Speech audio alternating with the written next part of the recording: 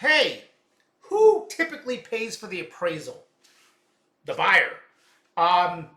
Pretty much 99% of the time, the buyer pays appraisal. Now, I'll go over some different scenarios with you, but it's 99% of the time, and I'm going to leave the 1%. Okay, so if you're buying a house cash, there is no appraisal needed.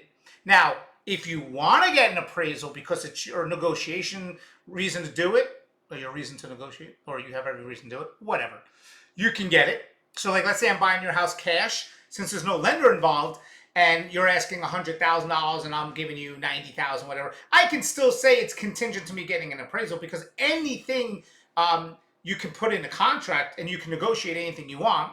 So I would obviously pay for that. If I'm buying a house with a lender, the lender's going to order it, but I'm going to pay for it. I'm pretty much prepaying for it, actually. A lot of times the lender will actually ask for the money pre-hand, so you're paying for it, right?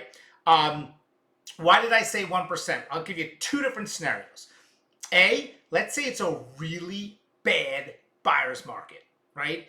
In a sense for sellers. So it's a really good, I'm not even editing that out. It's a really good buyer's market for you, the buyer, just bad for the seller.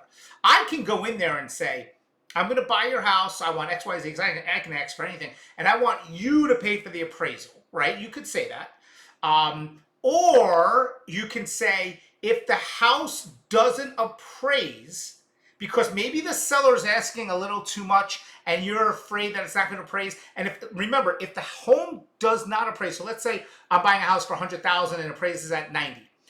The seller is not forced to sell you the house, and the buyer is not forced to buy the house, right? So you can say, hey, I want you to pay me back the refund of the appraisal. You can always ask for that. There's nothing wrong with that. There's different scenarios like that. Like if it doesn't appraise and you're not going to accept my offer, you refund me. You can put that in there. Good luck getting the money, because the seller does not necessarily have to do it. But there's different, avenues to it. But again, who pays for the appraisal?